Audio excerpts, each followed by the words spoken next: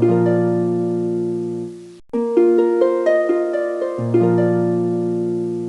મિત્રો, લાસ્ટ વિડીયોની અંદર આપણે માનવ પ્રજનન ચેપ્ટરના કેટલાક મુદ્દાઓનો અભ્યાસ કરેલો.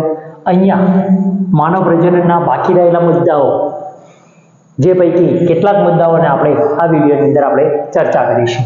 તો અહીંયા ઋતુચક્ર આ વર્ષ માટે ખૂબ જ અગત્યનો અને પૂછાય તેવો પ્રશ્ન છે કે ઋતુચક્ર અને તે દરમિયાન ગર્ભાશય ચક્રની ઘટનાઓ વર્ણવો. 4 માર્ક્સની અંદર પ્રશ્ન પૂછાય. અથવા તો જુલાઈ 2022 અને જુલાઈ 2023 આકૃતિ એકલી પૂછેલી આ જ મુદ્દાની અંદરથી કે સ્ત્રીઓમાં ઋતુચક્ર દરમિયાન વિવિધ ઘટનાઓ દર્શાવતી રેખાકૃતિ દોરો. તો આ પ્રશ્નની અંદર 2 માર્ક્સનો પ્રશ્ન પૂછેલો છે, જેમાં પેજ નંબર 34 અને ફિગર 2.9 બાજુમાં દર્શાવેલી આકૃતિ એ આકૃતિ દોરવાની. આમ 2 માર્ક્સની અંદર 1 માર્ક્સ આકૃતિનો, 1 માર્ક્સ લેબલિંગનો, આમ 2 માર્ક્સનો પ્રશ્ન જુલાઈ 22 અને 23 ની અંદર પૂછાઈ ગયો છે. અહીંયા 4 માર્ક્સના પ્રશ્નની અંદર આપણે જોઈએ કે 4 માર્ક્સની અંદર કેવી રીતે પૂછાય અને કેટલું આપણે એમાં લખી શકીએ. તો ઋતુચક્રની વ્યાખ્યા 0.5 માર્ક્સ આપી શકીએ. રજોદર્શનની વ્યાખ્યા લખવાની છે 0.5 અને તેના 3 તબક્કાઓ લખવાના છે. મિત્રો અહીંયા ઋતુચક્રના 3 તબક્કાઓ અલગ 3 માર્ક્સની અંદર પણ પૂછાય, અહીંયા પણ 4 માર્ક્સની અંદર પૂછાય, તો આ બંને લખવું જરૂરી છે. તો ઋતુસ્રાવનો તબક્કો 1 થી 5 દિવસનો તબક્કો 1 માર્ક્સનો આપ મૂકી શકાય. ત્યાં પુટકીય તબક્કો અથવા તો પ્રસર્જિત તબક્કો. પ્રસર્જિત શબ્દ એ વર્ણનમાં નથી, આકૃતિ આપેલી છે, રેખાંકિત આકૃતિ, એની નીચે લેબલિંગ કરેલું છે, ત્યાં દર્શાવેલું છે, એટલે આ શબ્દ યાદ રાખવો જરૂરી છે. અથવા MCQ ની અંદર ભાઈ પૂછી શકાય, તેનો પણ 1 માર્ક્સ આવે. અને ત્રીજો તબક્કો છે સ્થાયી અથવા લ્યુટેરલ તબક્કો, 15 થી 28 દિવસ જોવા મળે છે, જે 1 માર્ક્સ તરીકે. આમ 4 માર્ક્સનું બાયફર્ગેશન આ પ્રશ્નની અંદર આપણે દર્શાવી શકાય.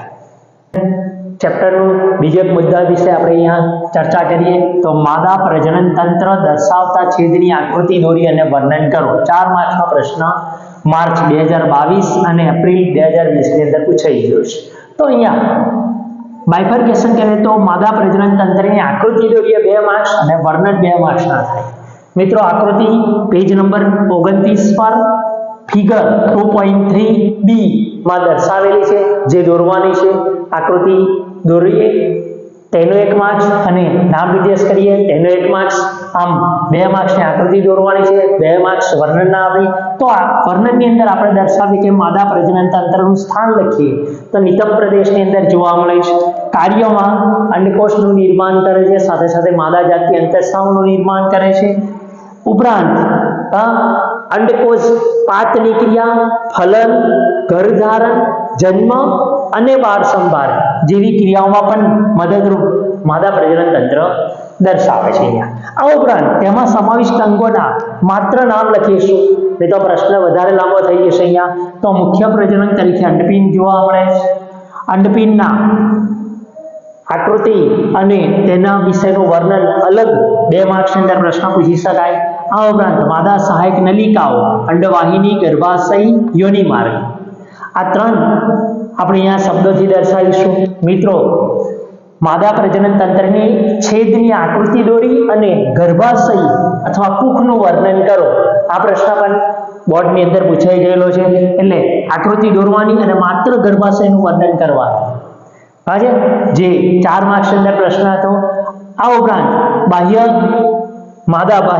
જનેન્દ્રિય અંગો તરીકે પણ આપણે અહીંયા દર્શાવીશું. મોન્સ પીબીસ, મુખ્ય ભગોષ્ઠ, ગૌણ ભગોષ્ઠ, ભગ્નશિશ્ન, યોનિપટલ અને છેલ્લે સ્તન ગ્રંથિ. અહીંયા માત્ર લિસ્ટ બનાવીશું, જેથી 2 માર્ક્સની અંદર અહીંયા આપણે બાયફર્ગેશન આપી શકીએ. અહીંયા તો પ્રશ્ન વધારે લાંબો ના થાય એટલા માટે માત્ર નામનું લિસ્ટ બનાવી અને અહીંયા તેમાં સમાવિષ્ટ અંગો વિશે આપણે ચર્ચા કરીશું. માનવ પ્રજનનમાં બીજા એક મુદ્દાની આપણે ચર્ચા કરીએ, પ્રસૂતિ અને દુઃખસ્રાવ. જે બી વારંવાર પૂછાતો પ્રશ્ન છે. અહીંયા પ્રસૂતિ એટલે શું, પ્રસૂતિ સાથે સંકળાયેલા અંતઃસ્રાવ વિશેની માહિતી આપો. માર્ચ 2022 અને જુલાઈ 2022 પૂછાઈ ગયેલો પ્રશ્ન છે. અહીંયા 4 માર્ક્સના પ્રશ્નની વાત કરીએ આપણે તો પ્રસૂતિ અને દુઃખસ્રાવ બંનેને જોડી અને 4 માર્ક્સના પ્રશ્ન તરીકે પણ પૂછી શકે છે. તો ગર્ભાધિકાર વિશે આપણે અહીંયા દર્શાવી કે મનુષ્યનો સરેરાશ ગર્ભાવસ્થાનો સમય 9 માસ જોવા આપણે, જેને ગર્ભાધિકાર તરીકે ઓળખાય છે. બરાબર. ત્યારબાદ જોઈએ આપણે કે ગર્ભાવસ્થાને અંતે ગર્ભાશયના શક્તિશાળી સંકોચનને કારણે ગર્ભ બહાર નિકાલ અથવા પ્રસવની ક્રિયા કરે છે.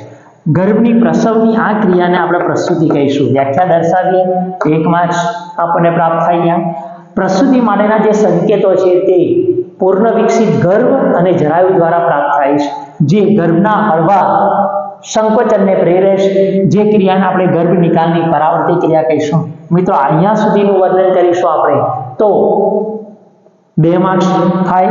આ ઉપરાંત પ્રસૂતિ સાથે સંકળાયેલા અંતઃસ્રાવની વાત કરીએ આપણે તો ચેતા અંતઃસ્રાવી એની સાથે સંકળાયેલા હોય છે.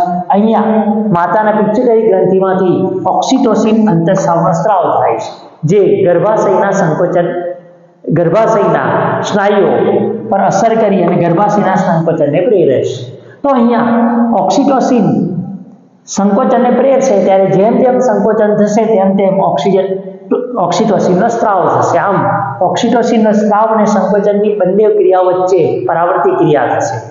આટલા વર્ણન આપણે દર્શાવીએ તો જો આ પ્રશ્ન પૂછ્યો હોય તો 2 માર્ક્સની અંદર આવે અને આ પ્રશ્નની અંદર આપણે 4 માર્ક્સની અંદર અહીંયા પૂર્ણ કરીએ. ત્યારે દુગ્ધ સ્ત્રાવ દર્શાવવાની જરૂર રહેતી નથી.